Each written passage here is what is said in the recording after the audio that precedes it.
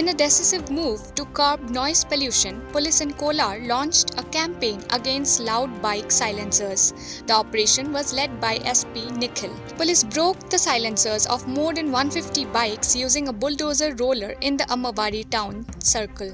The police action was prompted by numerous complaints from the residents disturbed by the excessive noise. During the campaign, police issued fines to the bikers and warned them against using modified silencers.